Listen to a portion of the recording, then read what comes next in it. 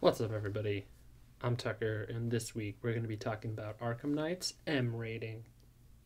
So, earlier this week, the ESRB released their rating for the new Arkham Knight game coming this June, and it got an M when all the other games in the series managed to get T's.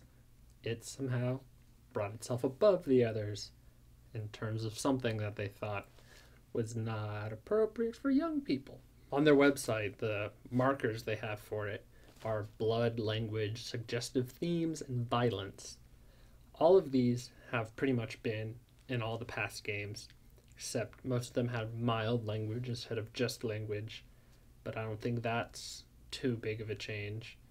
And also, a lot of the older ones had alcohol or drug use references in them, and this one doesn't, so just pointing that out. Sefton Hill, the game director for this game and one of the big guys at Rocksteady, he did an interview with IGN talking about this rating and why it may have come about. The team working on the game was apparently kind of surprised because they didn't specifically write it to get an M rating. They just told the story they wanted to tell, and that's where it ended up. Hill says himself that they didn't include any gratuitous blood or swearing or anything in it, so that's not the reason that it got pushed over the line there. So obviously, because of the M rating, a lot of people who are younger won't be able to get the game as easily. Knowing kids these days, they'll probably still find a way to get it, but it does bring down the amount of people who can buy the game generally, so that might hurt their sales. But he said that they realize that this is going to happen and it's not mass market anymore, but he didn't want to ruin the story that they told because they really liked what they did and they didn't want to have to cut that back just to hit a rating.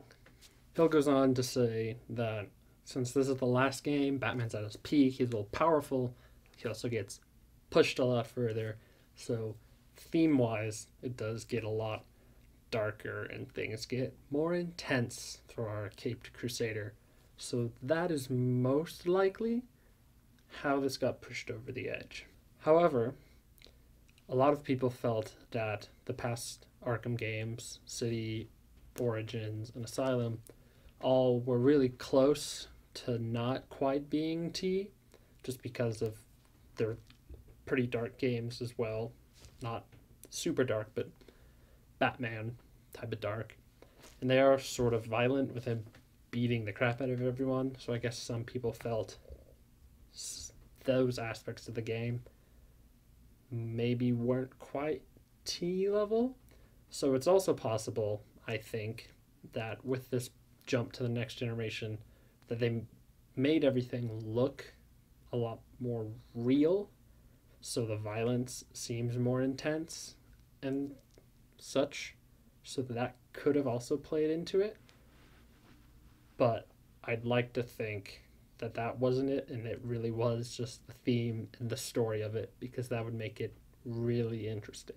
When they first came out and said this, I was shocked. I saw a headline, I was like, whoa, what? So I went in, read about it, and I was like, I was already going to buy this game, but hearing this honestly makes me more interested in it, because I just want to know what they did to make it so dark. And if he was really adamant about not cutting out those scenes, there's probably a good reason, and that means it must be a really good story. So I am very psyched now to see why this is.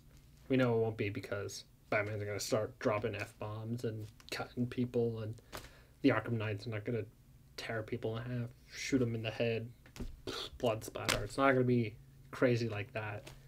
It's just going to thematically be darker. Sadly, we won't know for a few more months because the game does not come out until June 2nd, so we got a bit of a wait there. But I think it'll be worth it. There's no doubt in my mind that this is going to be a really good game.